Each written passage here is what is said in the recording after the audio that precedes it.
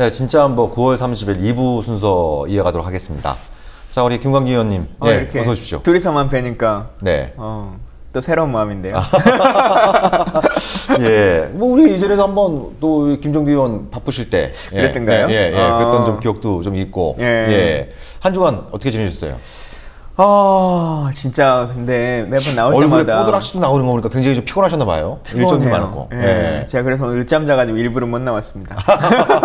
아이고, 어제 부산에 갔다가 예. 강연 하나 하고 밤에 이제 12시 반 정도에 서울역에 왔어요. 12시 반. 예. 근데 그 시간에 서울역에서 택시 잡기가 왜 이렇게 어려워요? 아이고, 거의 불가능합니다. 거의 1시간 반 정도를 서 있었어요. 1시간 반이요? 네, 택시 기다리려고. 그냥 2시에 탄 거예요? 네, 2시 좀 넘어서 2시 10 몇 분쯤에 예. 택시를 탔어요. 피곤하시면 하네. 진짜 근데 그 오며 가며 시간보다 그 서 있는 시간이 참 그렇죠. 사람을 힘들게 하더라고요. 굉장히 줄도 길게 사람들이 서 있습니다만 택시들이 또 장거리 아니면 안 뛰려고 하니까. 장거리 아니면 안 뛰려고 하니까 뭐 그런 거 단속한다 그런지 한참 돼 있는데 여전히 막 이렇게 돼 있고. 그리고 그 택시 기사님하고 얘기를 나눠보니까 그러더라고요. 카카오 택시가 생기면서 우리가 쉽게 부를 수 있다는 장점이 있긴 한데 그 목적지를 택시 기사님들이 알고 수락하잖아요. 그러니까 제가 사는 동네는 나중에 빈 차로 나와야 되는 동네거든요. 그러니까 카카오를 아무리 불러도 안 오는 거예요. 미리 알게 되니까. 네, 미리 알게 되니까. 여기는 응하지 않는 거죠. 뭐 예전 같으면 그냥 일단 택시 타고 타고 나서 정하는 기사 아저씨 좀 부탁드려요. 좀 머리 굉장히 좀 피곤하고 내일 아침 일정도 있고 하니까 부탁드립니다. 뭐 사람들이 어쩔 수 없으니까 또 가는데 또 그 카카오 택시 이런 게 또 그 이외로 또 그런 또 이제 뭐 우리가 의도하지 않는 결과들이 있네요. 음침한 데 사는 사람들은 그런 문제가 생기더라고요. 그래도 뭐 여전히 뭐 화사하시고. 감사합니다. 자, 오늘 우리가 좀 다루기로 했던 주제가 이제 국정감사가 시작됐고, 이번 주부터. 그래서 이제 뭐 국정감사에서 뭐 여러 가지 상임위가 있습니다만, 이 국방위원회에서 어떤 의제들이 좀 다뤄지냐. 근데 뭐 국정감사, 그러니까 여당이 보이콧해갖고 국정감사가 지금 안 열리고 있는 이런 어떤 사례가 없죠.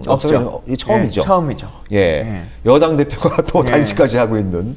여당 대표가 단식한 경우는 있었습니다. 근데 이렇게 초유의 사태로 국정감사를 하지 않는 것은 처음인 걸로 나오고요. 그것도 참 웃기지는 않는 이유를 가지고 지금 되고 있는 거지 않습니까?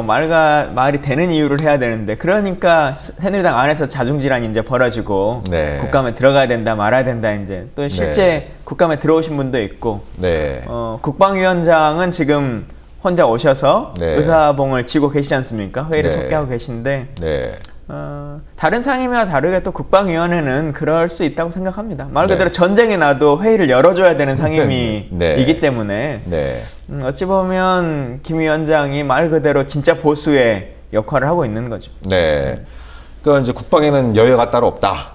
그리고 또 최근에 또 이제 여러 가지 불미스러운 안타까운 또 사고가 발생하니까 국회의원으로서 또 이제 본인이 상임위 위원장으로서 그런 또 역할을 하겠다라고 하는 부분들은 한편으로는 또 이제 좀 긍정적으로 평가할 부분이 있겠지만, 다른 한편으로는 이 국방에는 여야가 따로 없다. 이게 사실 굉장히 또 위험한 논리일 수 있잖아요. 그러니까 뭐 국가 안보에는 당연히 그것이 이제 국가 안보 자체도 소중한 가치일 뿐만 아니라 다른 가치를 또 지키기 위한 아주 중요한 부분에 대해서는 그거에 대해서는 여야가 모든 국민들이 동의할 수 있지만, 도대체 어떤 방식으로 어떤 방법으로 국가안보를 수호할 것이냐, 국방을 튼튼히 할 것이냐, 이거에 대해서는 굉장히 시각 차이도 있고 방법론의 차이도 있을 텐데, 이게 그냥 여야는 따로 없다 이렇게 또 뭐 퉁치는 식으로 넘어갈 수 있는 또 그런 식으로 또 이제 악용될 소지가 있어서 저는 한편으로 걱정이 됩니다만, 그러니까 이제 또 이제 좀 안타깝게도 우리 이제 김광진 이제 의원님께서는 전 의원으로서 이번에 처음 국감을 보고 계시잖아요. 그래서 이제 좀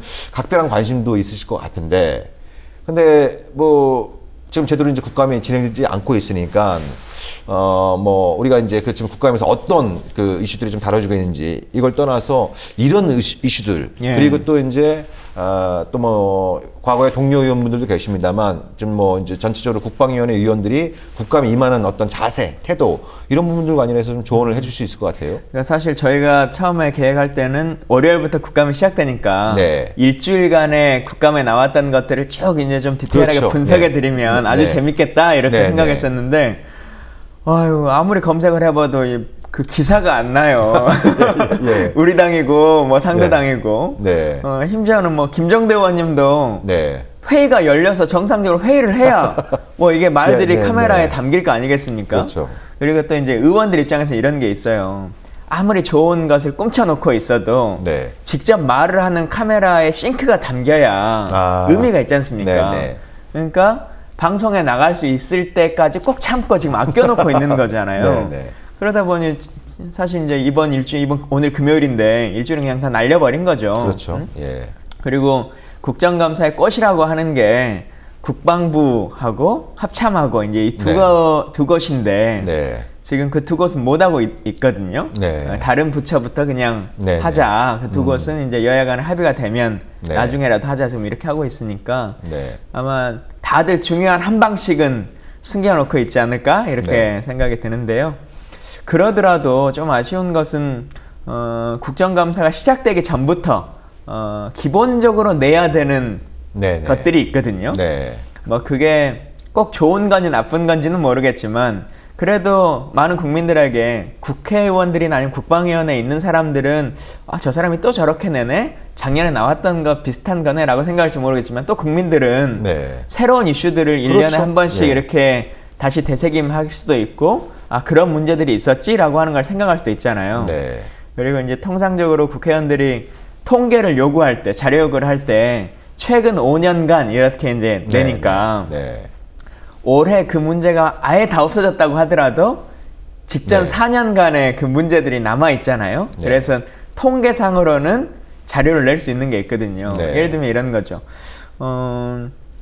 최근 5년간 군 부대에서 먹은 네. 음식에서 나온 뭐 개구리, 뭐 수세미, 네. 뭐 이제 이런 거 네. 그런 것들이 총 몇 개나 되는가, 네. 뭐 그 성폭행이나 성추행 빈도수가 네, 어떻게 네. 되는가, 그것이 계급별로는 어떻게 차이가 있는가, 네. 뭐 혹은 동성 간의 성추행은 현재 빈도가 어떻게 되는가, 네. 군 사망자의 척도는 어떻게 되는가, 뭐 군 의료와 관련해서 발생한 문제라든가, 아니면 예를 들면 여군이 증가하고 있는데 간호 의료진은 어떻게 네. 증가되고 있는가, 뭐 이제 여러 가지 것들이 그렇죠. 있지 않습니까? 예, 예. 그리고 예산이라고 하는 것을 관리 감독하는 것도 국회의 기본적인 업무인데 특히나 가장 많이 하는 것이 긴급 소요 사업이라고 해가지고 네네. 갑자기 막 던지라고 네, 하는 것들 그렇죠. 있지 않습니까? 예. 근데 그거 진짜 제대로 쓰고 있는가 해보면 국회 사무처가 예산정책처가 매년 예결위원회에 보고하는 문건이 있습니다. 거기에 네. 보면 국방부의 긴급 소요 사업은 사용 집행률이 1%에서 2%밖에 되지 않습니다. 그래요? 예.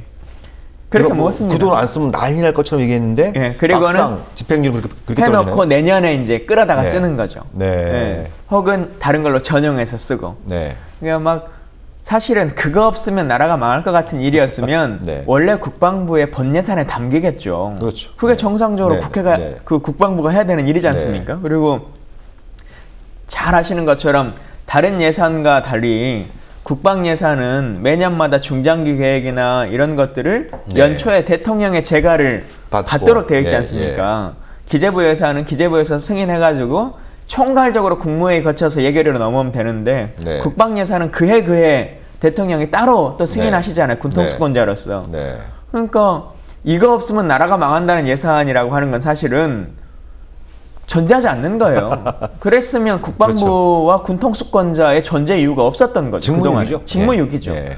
그래서 긴급소요 사업이라고 하는 것은 관계 기관이나 아니면 업체들이 중장기 계획에 정상적으로 담지 못하는 네. 그런 민원성 사업들 네. 그런 것들만 계속 이제 담는 거죠. 네, 네. 그래서 이제 이런 것들이 총 얼마나 지출되고 있는가라고 하는 것. 군 복지라고 하는 측면에서 보면 가장 많이 거론되는 것 중에 하나가 생활관 개보수는 네. 과연 정상적으로 되고 있는가라고 하는 것.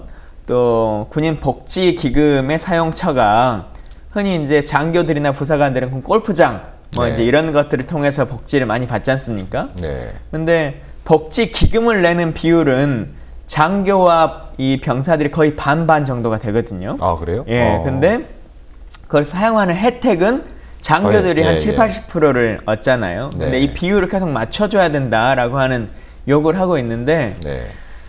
참 꼼수도 별의별 꼼수가 다 있는 게요. 저희가 이제 그런 문제 제기를 한번 한 적이 있어요. 네. 그랬더니 그 다음 해에, 그러니까 그 해죠. 국정감사가 끝나고 나면 국방부가 국정감사에서 지적된 것을 어떻게 개선했다라고 하는 것을 보고하도록 되어 있습니다. 네. 그래서 그것을 국회 본회의까지 올리도록 되어 있거든요. 네. 근데 어떻게 군인 복지기금을 개선하겠다고 얘기를 했냐면 군 골프장을 병사들에게도 활용할 수 있도록 하겠다 라고 해가지고 이제 네. 퍼센트지가 확 네. 줄어든 거예요. 네. 어쨌든 골프장의 비율도 네. 병사들도 쓰는 걸로 퍼센트지가 네. 네. 통계상은 오는 거니까. 아이 밥부터 같이 먹으라 그래요. 밥부터. 그렇죠. 김정대 의원이 말씀하신 것처럼 네. 대한민국 군대는 이 계급이라고 하는 것이 존재하는 것은 어느 군대나 있는데 신분제 사회로 있는 나라지 않습니까? 그러니까 이건 진짜 빨리 좀 개선해야죠. 밥 따로 먹는 거, 목욕 따로 하는 거, 숙소의 문제, 이런 여러 가지 것들. 네, 여튼 그렇게 기본적인 지금 통계들도 하나도 나오지 않고 있으니까. 그렇죠. 그러니까 보통 국감 이제 관계기관들 국정감사하는 동안에 의원들과 이제 관계자들의 질의응답 과정에서 어떤 새로운 문제들이 제기되는 부분들이 있습니다만, 제 기억으로도 이제 말씀하신 것처럼 국감이 다가오면, 그러니까 이제 관계기관, 이런 국방부나 합참이나 병무청이나 이제 여러 기관들의 자료 요청을 하지 않습니까? 자료 요구를 하고. 그러면 기본적인 국민들의 알 권리 차원에서 그런 어떤 자료들을 공개하고 이런 부분들이 있었던 것 같은데, 그런 것들이 진짜 안 보이네요. 의원이 질의할 수 있는 시간은 사실 짧지 않습니까? 그렇죠. 7분인데 상대의 답변 시간까지니까 제 시간 한 4분 정도밖에 안 되거든요. 3분, 4분. 그러니까 아까 말한 그런 통계 자료들은 그냥 보도 자료로 다 뿌려야 되는 거예요. 질문으로 할 수 있는 건 아니니까. 근데 사실 또 어찌 보면 그런 거는 의원이 아니라 보좌진들이 다 그냥 다 기본적으로 하는 수행 업무인데 왜 그 일들이 지금 잘 안 되고 있는지 조금 안타깝다라고 하는 생각이 들기도 하고, 이슈가 워낙 이제 국정감사가 안 되니까 아마 시기 조절을 하는 것인지 좀 더 지켜봐야겠습니다만 더 많은 관심을 드렸으면 좋겠다. 그리고 국민들한테 이런 기회에 또 그것에 대한 충격 효과로 군 인권이나 군의 처우 개선이 돼야 된다라고 하는 국민들의 공분을 만들어낼 수 있는 것이니까 그렇죠. 그 효과를 잘 이용하시면 좋겠습니다. 진짜 그런 것들 많아요. 식수 문제도 마찬가지인데요. 요즘은 이제 조금씩 개선되고 있지만 제가 국회에 있을 때 기억으로 요즘 사람들 다 정수기 먹고 생수물 먹기도 하고 막 그러잖아요. 시골에 가면 그 지하수를 파서 먹는 경우들도 왕왕 있기는 있습니다만 석간수, 말 그대로 이제 우물물 혹은 계곡물 이런 걸 식용수로 먹는 사람은 거의 없잖아요. 대한민국 사회에서. 근데 아직도 144개의 부대가 석간수를 음용수로 먹습니다. 제가 국회에 있던 2, 3년 전만 해도. 아마 변해도 몇 개 부대밖에 안 변했을 거야. 또 100여 개의 부대는 그냥 계곡물을 먹어요. 이게 과연 그러면 정기적으로 검사를 해서 그것이 이제 음용수로 가능하다 그러면 이제 얘기가 달라지겠습니다만 그럴 것 같지도 않고 그럴 것 같지도 않죠. 그냥 군인 정신으로 이런 식으로 이제 하고 이러면 그러니까 어찌되었든 가장 많은 예산이 들어가는 분야 중에 하나이고, 그렇죠?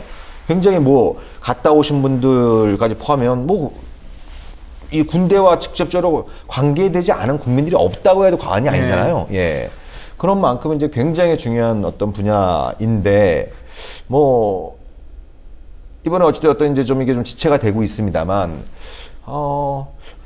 우리가 방송에도 몇 번 다뤘습니다만, 전반적으로 어떤 그 국방위원회 위원들이 이 국방 문제를 대하는 태도, 자세, 이런 부분들이 시간이 지나면 지날수록 좀 떨어지고 있는 이런 부분들이 좀 있는 것 같은데, 근데 그래도 이제 그 전에 이제 또 계속 이제 국방위에 계셨고 여러 가지 이제 중요한 어떤 우리 사회에서 다뤄야 될 문제들도 국방위에서 많이 다뤄주셨고, 그럼 어떻게 좀 이제 후배 국방위 위원들이 좀 자문이나 이렇게 좀 도움을 요청하고 이런 분들이 좀 있나요? 없던데요. 없어요, 진짜? 자기들이 자신 있어서 잘할 수 있다고 생각해서 그런 잘 하실 거라고 믿고요. 대부분 다 초짜들이잖아요.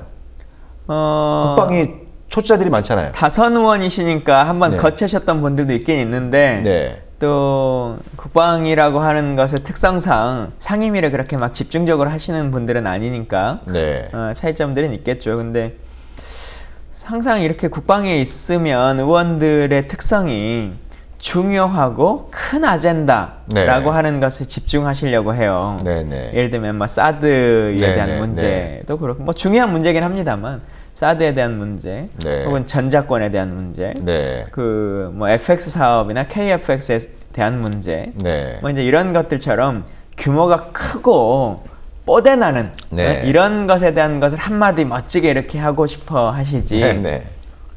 왜 이 두루마기 화장지의 질은 이럴 수밖에 없느냐. 네. 우리 브레이브맨이라고 흔히 부르는 속옷, 네. 이런 거 시중에서 파는 그 트라이에서 사오면 네. 5,000원이면 이렇게 살 수 있는 걸 왜 네. 이거는 이렇게 비싸게 주고 사냐. 예. 근데 3번 빨면 이렇게 후줄근해지냐. 네. 라고 하는 문제를 말하는 것을 너무 좀 가볍다고 생각하는 네. 측면이 있는 거죠. 네. 근데 사실 이것들이 65만 장병들의 삶을 그렇죠. 좌지우지하는 문제인데 더 직접적인 문제니까. 직접적인 문제이고 이런 것을 조금 더 매진해 주시면 좋겠다. 네. 그래서 작지만 하나하나라도 국민의 삶을 바꿔내는 정치라고 하는 것. 네. 그리고 안보라고 하는 게 무기체계도 참 중요한 일이지만 그것은 전쟁이 나기 전에는 실제로 사용하지 않는 네. 것이지만 일상생활의 비품들이나 일상의 인권에 대한 문제라거나 혹은 의료체계에 대한 문제라거나 이런 것들은 네. 전쟁이 나지 않는 평시에도 네. 군인들의 삶에 바로 직결되는 문제지 않습니까? 그렇죠. 그래서 이런 네. 것들을 좀 봤으면 좋겠는데 국회에서도 그런 것들을 가볍게 생각하고 감시를 소홀히 하니까 국방부도 그것을 쉽게 그냥 방기하는 네. 일들이 있고 네, 네. 그러니 방산비리라고 하는 것들이 또 그런 것에서 터져 나오는 것이거든요. 네. 제가 검색해 보니까 김한경 의원이라고 새누리당의 네, 의원이 그렇죠. 예. 이번 국정감사를 앞두고 보도자료 하나 냈던데 참 저도 깜짝 놀랐어요. 어떤? 군인들에게 보급되는 운동화에 네. 납과 카드뮴이 검출된다. 납과 카드뮴이요? 예. 라고 하는 걸 보도자료를 내셨더라고요. 네. 근데 과연 그럴 수 있을까? 아니, 운동화 재질을 뭘로 쓰게 돼? 납과 카드뮴이. 제가 뭐 이쪽에 전문가는 아닙니다만 상식적으로 좀 이해하기 힘든 일이네요. 예. 근데 뭐 어쨌든 다 실험에 의뢰해가지고 내셨으니까 뭐 근거가 있는 말씀이실 텐데 얼마나 재질을 그냥 그러니까요. 쉽게 생각했으면 이거 뭐 그러든지 말든지 누가 항의할 수 있는 사람도 없어. 쓰는 사람도 일단 아무도 항의하지 못하고 관심 있게 그것을 지적하는 사람도 없을 거라고 생각하고 납품도 그냥 쉽게 받아줄 거라고 생각하니까 그렇게 하는 거지 않습니까? 그런 것들이 우리 사회 면면에 막 이제 다 있을 텐데 예를 들어 요즘 뭐 치약 문제 이런 것들이 막 다시 거론되고 하는데 과연 군에 납품되는 치약은 괜찮은 것인가? 그렇죠. 이런 거 바로 누가 확인해서 알려줘야 되거든요. 부모님들 얼마나 걱정되겠어요. 뭐 그렇든 아니든 만약 잘못이면 빨리 회수해서 다른 업체로 바꾸고 괜찮으면 괜찮다고 알려주는 것도 국회의 역할이고 혹은 국방부가 그걸 해야 되는 일인데 좀 아무도 그런 것을 알려주지 않으니까 좀 안타깝다는 생각들은 많이 듭니다. 운동화 얘기로 기억나는 것 중에 하나가 제가 국회 처음 들어갔을 때 첫 해 국정감사에 이 운동화 얘기가 나왔었는데 일반 병사들에게 보급되는 운동화와 장교들에게 그러니까 그 ROTC나 아니면 사관학교생들에게 제공되는 훈련화라고 하는 것이 달랐어요.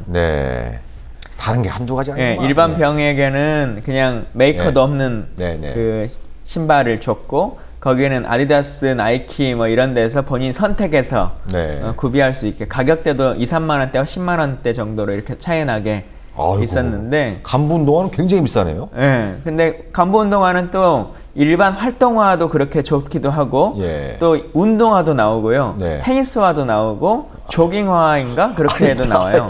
용도별로 다 따로 나와요? 이렇게 그렇게 나오는데도 불구하고 일반 활동화도 재질이 훨씬 차이가 났죠. 그래서 이제 그 문제 제기를 하면서 그렇게 군인으로서 필요하다면 병사들의 운동화의 재질도 정상화시켜라 라고 하는 주장을 폈는데 국정감사를 하면 할수록 이제 느끼는 문제점 그리고 이제 이후에 국정감사를 하셔야 되는 국방위원분들께 꼭 부탁드리고 싶은 말이 국방부의 문제 해결 방식이라고 하는 것이 어떻게 되냐면요.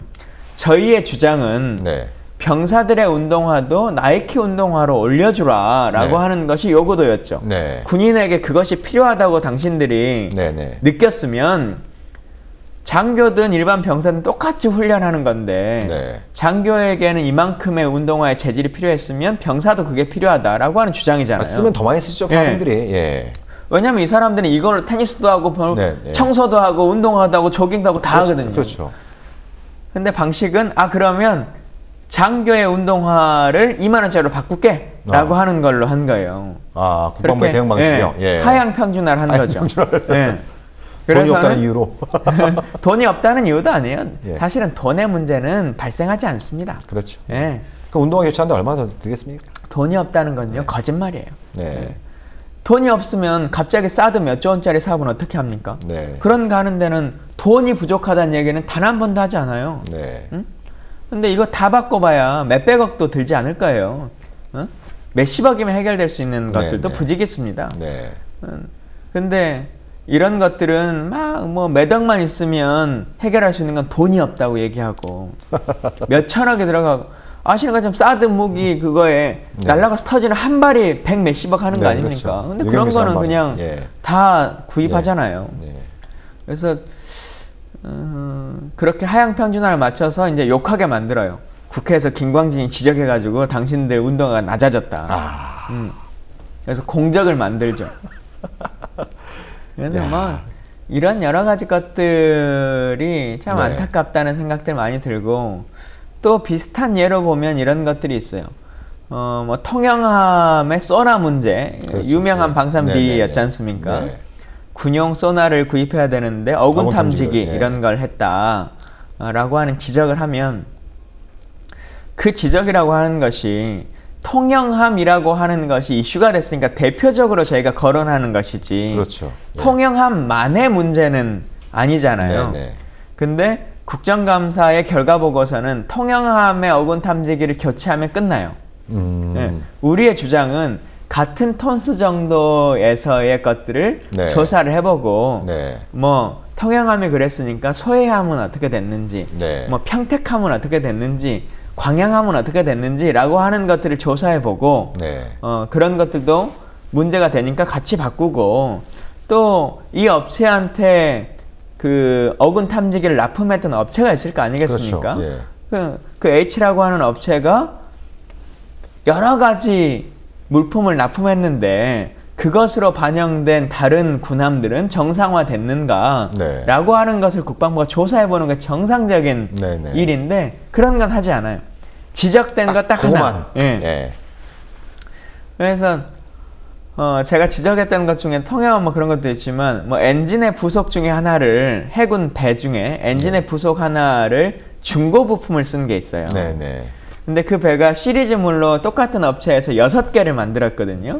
근데 제보가 들어와서 저희가 그 6개 중에 4번째 배를 지적했단 말이에요.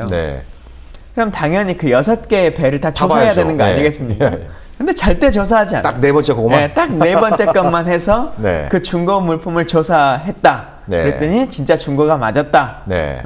근데 배가 이미 다 완성돼가지고 바꿀 수가 없다. 이게 결론이에요. 정말 뭐 우리가 뭐 방송하면서 한두 번 지적하는 게 아닙니다만 또 디테일로 들어가 보니까 또 이런 문제들이 있는지 저도 뭐 미처 몰랐네요. 아니 그게 불량 부품 뭐 예를 중고 부품 제대로 된 것들 뭐 이제 이른바 얘기하는 어떤 이제 그 뭐 품질 기준 이런 것들이 충족되지 않으면 이게 우리 군인들한테 흉기로 다가올 수 있는 거 아닙니까 이게? 나를 지키는 어떤 뭐 이런 어떤 보호용 무기가 아니라 나의 안전과 생명을 해칠 수 있는 그런 어떤 이제 사고를 적을 이롭게 하는 거니까. 그렇죠. 그게 말 그대로 이적행위지 않습니까? 대통령도 그런 부분들을 강조했었고. 그러니까 방산비리는 이적행위가 맞는 거예요. 우리 군을 스스로 어렵게 만들고 적군에게 이롭게 해주니까. 근데 그런 일들을 부지기수로 나오게끔 하죠. 국정감사하면 지난주에 김종대 의원님 나오셔가지고 뭐 맨날 해군만 이렇게 그 제보도 들어오고 문제가 생긴다 이렇게 하시는데 실제로 해군 비리가 많이 나옵니다. 국정감사 때. 근데 왜 해군 비리가 그렇게 많이 나왔냐면요. 해군이 힘이 없어서라고 하는 건 좀 다른 측면이고 육해공군 무기의 차이점들이 좀 있지 않습니까? 그렇죠. 예. 예. 육군 무기는 개수는 다양합니다. 네. 그러니까 객단가가 낮아요. 네. 네. 예. 그래서 그렇죠. 방산 비리를 저지르는 사람 입장에서는 하나에 100억짜리 물건이면 10%에 한 10억 정도를 돌려먹어도 별로 태가 안 나요. 네. 네. 근데 여기는 총 사업비가 100억이긴 한데 하나하나의 금액은 10만 원짜리거든요. 예. 근데 10만 원짜리에서 만 원짜리를 빼버리면 네. 이게 금방 저질 물품처럼 보여요. 네. 그래서 뭔가를 빼먹기가 네. 쉽지 않은 구조를 안고 있습니다. 네. 네. 그리고 공군의 무기는 또 기본적으로 첨단 무기잖아요. 그렇죠. 비싸고. 예. 네. 그리고 볼트 하나, 나사 하나가 잘못돼도 네. 바로 전체 기체에 문제를 발생해요. 네. 추락해버리기도 하고 그렇죠. 그 위험 부담이 워낙 너무 크죠. 네. 그래서 그런 부품의 비리나 이런 것들을 한다는 것이 쉽지 않아요. 금방 걸리거든요. 네. 볼트 하나하나를 다 조사하니까. 네. 근데 해군의 무기는 일단 배가 진수가 돼서 뜨기만 뜨면 네. 거기에 중고 물품을 썼든 뭐가 됐든 중고 부품이라고 해서 중고 엔진이라고 해서 배가 안 뜨지 그렇죠. 않거든요. 예, 예. 네. 그리고 출항을 해버리는 순간 네. 바로 전체가 다 중고 물품이 돼요. 네. 네. 그리고 거기는 매번 그냥 바로바로 새로 페인트 칠 해버리고 네. 또 바닷물을 받아서 침식하니까 네. 이게 중고품이었는지 새품인지라고 하는 것들을 잘 좀 몰라요. 시간이 지나면 이제 뭐 구분이 네, 잘 안 되고. 조금만 지나면. 네. 그리고 바로 그냥 도색해버리고 페인트 칠해버리면 네. 어느 누구도 알기가 어렵거든요. 네. 그래서 3개월 후에 고장나고 6개월 후에 고장나면 이게 해풍을 맞아서 고장난 건지 이 부품 때문인지. 네, 원래 부품이 싸구려 부품이어서 고장난 건지 네. 사람들이 잘 모릅니다. 네. 그리고 그 한 부속이 고장났다고 해서 배가 멈추지 않아요. 네. 네. 네, 그냥 운행하는 데는 별 무리가 없습니다. 네. 우리 세월호 사건들처럼 그 평형수 이런 거 좀 빼고 네. 막 뭐 이런 거 하고 배 완전 노후화되고 해도 배가 뜨기는 뜨는 거잖아요. 네, 네.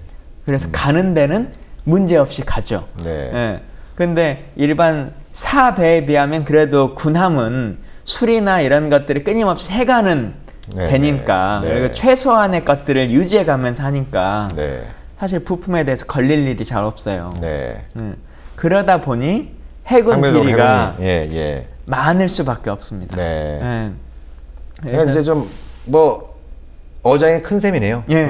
이제 이렇게 좀 잡아먹을 수 있는 물고기들이 많은. 그리고 해먹을 수 있는 건들도 많고. 각각의 배 안에서의 엔진도 기본적인 단가가 좀 있고, 네. 뭐 무기 체계도 기본적인 단가가 있고, 네. 뭐 도색만 한다 그래도 페인트 납품해도 네. 엄청나게 비용이 많이 그렇죠. 들지 않습니까? 예, 예. 근데 100통으로 페인트 칠을 해야 될 거 90톤으로 그냥 얇게 칠해도 네. 안 걸려요. 예, 안 걸리는 거죠. 네네. 예. 다 그게 우리 세금이고, 거기에 이제 근무하는 우리 장병들의 또 안전 문제, 작전 문제에 다 걸려있는 문제인데, 이런 것들을 갖다가 좀 제대로 좀 파헤치고 밝혀내고 바로잡자고 있는 게 바로 국정감사인데, 아무튼 뭐 이번 주는 이러저러한 이유 때문에 국정감사가 정상적으로 이루어지지 않았고, 그 여파로 우리가 또 이제 국정감사, 국방국정감사를 한번 제대로 다뤄보려고 했는데, 그 여파로 좀 이렇게 좀 아쉽게도 다루지 못했는데, 한번 이제 일부 상임위는 정상화되고 있고, 뭐 얼마나 버틸지 모르겠습니다만, 어찌되었든 뭐 다음 주제에는 좀 특히 국방 이런 데는 좀 이제 본격적으로 국정감사가 좀 진행될 것으로 예상이 되니까. 국회의원들이 네. 각자 다 자기도 스타 의원이 되고 싶잖아요. 그렇죠. 예. 그런 요건 우리가 충분히 이해하죠 또. 예. 여야 의원들을 다 통틀어서 여당 의원도, 여당 초선 의원들이나 이런 분들도 네. 내가 이번에 이슈가 되지 않으면 1년 동안 사람들이 아무도 기억 못 해주는 사람이 되는 거거든요. 네. 아마 다 빨리 들어오고 싶을 거예요. 마음 굴뚝같이. 네. 그래서 아마 10월 4일, 5일 뭐 이 정도 되면 연휴 지나고 나면 네. 자연스럽게 복귀하지 않을까라고 네. 하는 생각은 좀 들긴 하는데, 지금 제가 이제 요즘 국정감사 이렇게 지켜보면서 생각되는 것 중에 하나가 최근에 그 뉴스 중에 귀순한 병사 한 명이 있었지 않습니까? 네네. 북한군에서 넘어와서. 네. 참 무슨 인연처럼 제가 첫 해 국정감사를 할 때 네. 노쿠 귀순이라고 그렇죠. 하는 네. 걸 가지고 국정감사 우수상을 받았거든요. 네. 딱 국정감사를 하고 있을 때 귀순자가 나타난 거예요. 네. 네. 예, 그 제보를 받았죠. 네. 근데 딱 군인이 4년 만에 딱 국정감사 이 시기에 네. 철책을 넘어서 네. 넘어온 일이 벌어졌는데 이런 것들도 이슈를 잘 잡으면 네.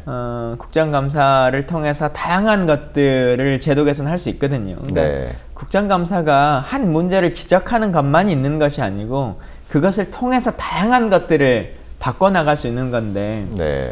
제가 의원 처음 됐을 때 최재천 의원이 차 한 잔을 이렇게 사주시면서 네. 저한테 어떤 말씀을 하신 적이 있냐면 계속 기억나는 것 중에 하나가 네. 국정감사라고 하는 게 누구를 지적하고 비난하기 위해서 네, 있는 네. 자리가 아니다. 네. 그 기회를 통해서 당신이 말할 수 있는 공간을 만들고 네. 그것을 통해 당신이 할 수 있는 범주 안에서 네. 세상을 조금이라도 바꿔나가는 일을 네, 하시라. 네. 그래서 누구 물러나고 해임하고 쫓아내고 감옥 보내고 라고 하는 것이 중요한 게 아니고 네. 그것이 사람에 대한 문제인지 제도에 대한 문제인지 예를 들면 노크 기순으로 뭐 처벌받은 사람도 있고 하지만 그게 정옥식이라는 사람이 예를 들면 22사단의 사단장에서 발생한 문제이냐 아니면 김광진이 사단장이었어도 똑같이 벌어지는 그렇죠. 일이냐라고 하는 시스템의 문제냐 생각하면 사람의 문제냐 예, 시스템의 문제라고 하면 사람에 집중하지 말고 시스템을 바꿔서 당신이 생각할 수 있는 범주 안에 세상을 바꿔라 이런 말씀하신 적이 있거든요. 네.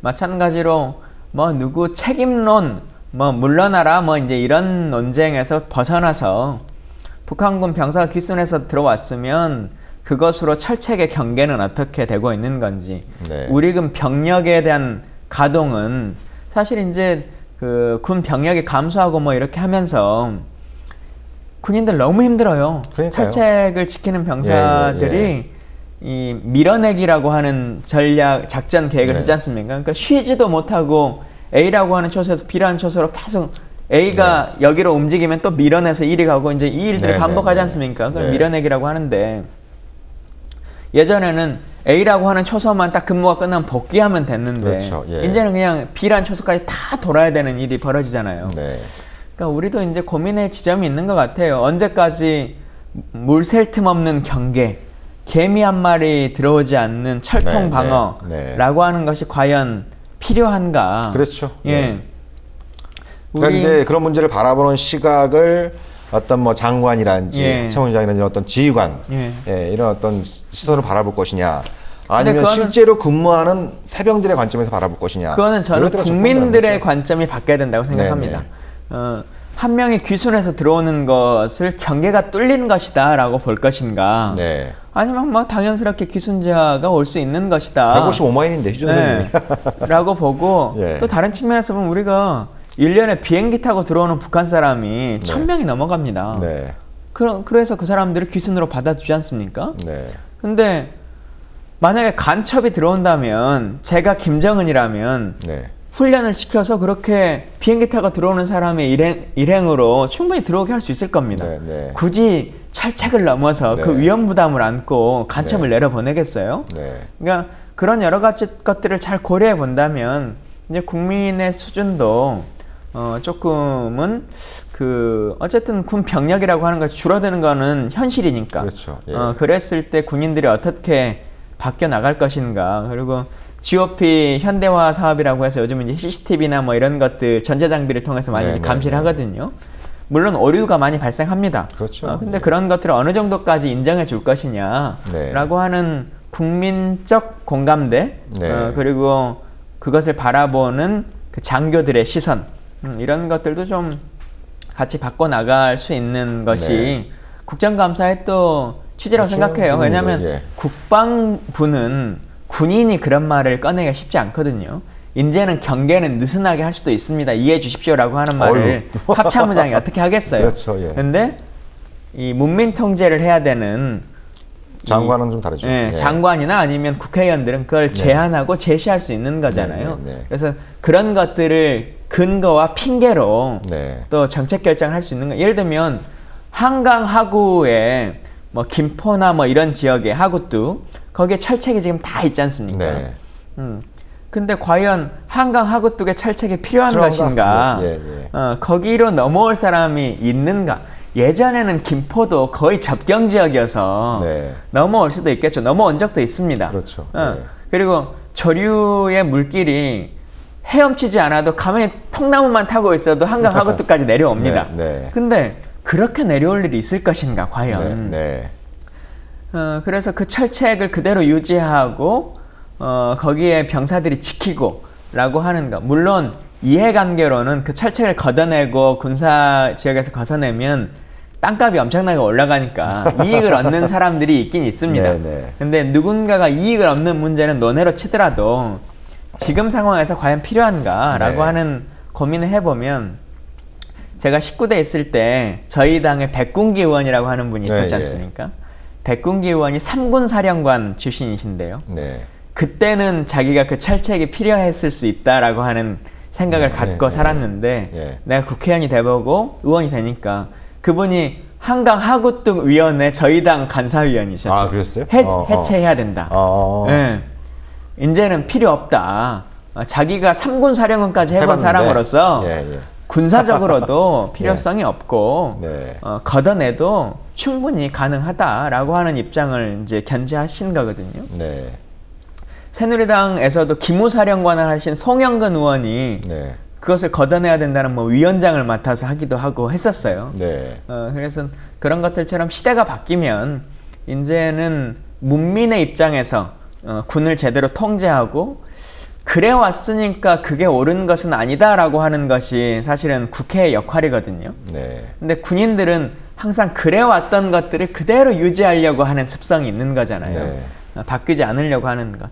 그래서 그래 왔던 것들을 새로운 시선과 국민적 시선, 인권의 척도도 그런 거죠. 국방장관이 내가 20년 전에 대대장 할 때에 비하면 요즘 군대는 아주 좋아졌어 라고 하는 것이 인권의 척도가 아니라 우리도 습관적으로 그런 얘기 많이 하잖아요. 2016년 대한민국 국민들이 생각하는 인권의 척도에 부합하느냐라고 하는 것이 중요한 것처럼 이제는 문민 통제라고 하는 그 원칙을 정상적으로 국회가 유지할 수 있었으면 좋겠다. 그리고 정책 제안에 대해서도 그냥 국방부가 제안하는 화두에 대해서 찬반의 논쟁만 하는 것이 아니라 새로운 것을 제안하고 제시할 수 있는 그런 깊이 있는 전문성 이런 것들도 좀 생겼으면 좋겠다는 생각입니다. 아유, 이런 말씀을 참 국회에서 좀 들었어야 되는데 좀 김병대 의원이 잘 하시겠죠.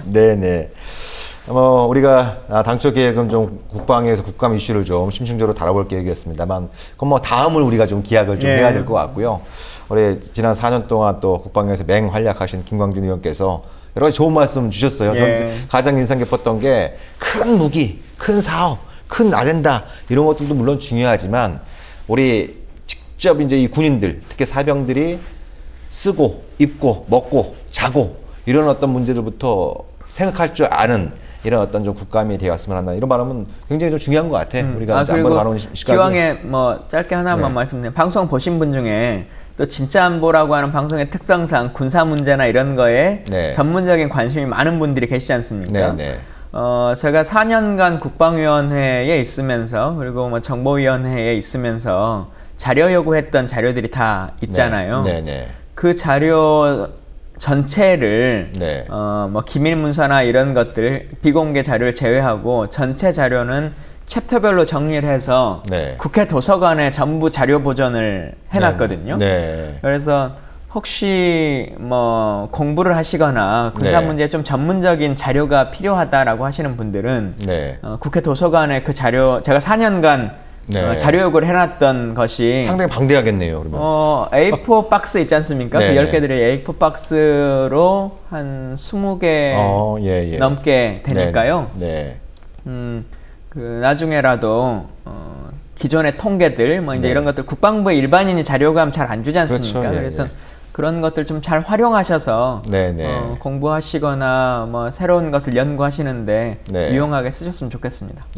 아유 뭐 의정 활동도 잘하셨습니다만 AS까지 아니 이렇게 해주시고 저를 위해서도 그게 필요하겠더라고요. 그렇죠. 제가 나중에라도 자료를 보려면 그걸 제가 갖고 있기도 좀 그렇고. 그렇죠.